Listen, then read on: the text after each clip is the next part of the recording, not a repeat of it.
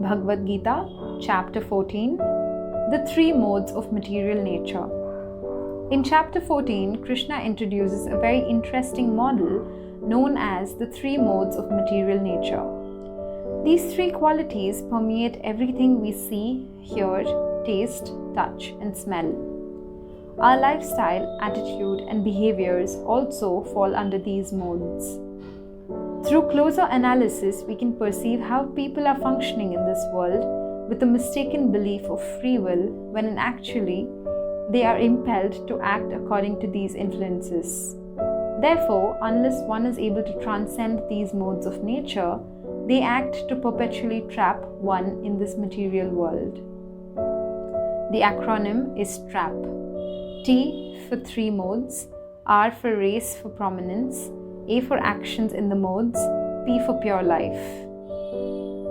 T for three modes, verses 1 to 9. Mode is a translation of the Sanskrit word guna, which literally means thread or rope. The three modes influence a person's character, behavior, and approach to life. For example, if goodness, sattva, predominates, one will aspire for and generally achieve long-term happiness, even if one experiences temporary inconvenience. The person overtaken by passion, rajas, frantically seeks immediate short-term gain and doesn't expect much more out of life.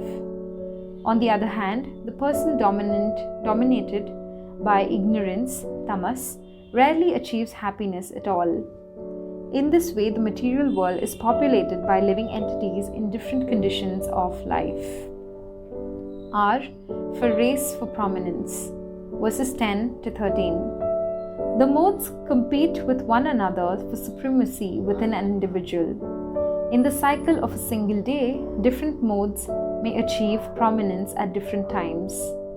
In general, goodness clarifies and pacifies the individual since it motivates joy, wisdom, altruism, and kindness.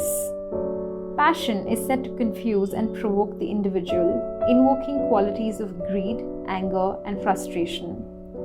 Ignorance is said to obscure and impede one's life, often resulting in oversleep, indifference, laziness, and inertia. A for actions in the modes, verses 14 to 18. Reincarnation is the process by which a soul receives a new material body on the basis of activities performed in the present body. Our activities are a result of the decisions we make, and our decisions are ultimately based on the modes with which we are being influenced by. Thus, Krishna predicts the future destination of an individual based on the predominant mode in their life. In short, those situated in goodness go upward to the higher planets, those in passion live on the earthly planets, and those in ignorance go down to the hellish worlds. P for pure life, verses 19 to 27. Through these various descriptions, we can approximate what combination of the modes we are personally affected by. The chapter concludes by explaining the ideal state that ensures a successful human life and afterlife. Although goodness is said to be the most progressive of the three, it still implicates one in the law of karma. To become completely free of karmic reactions, one must transcend even the mode of goodness and become situated on the spiritual platform.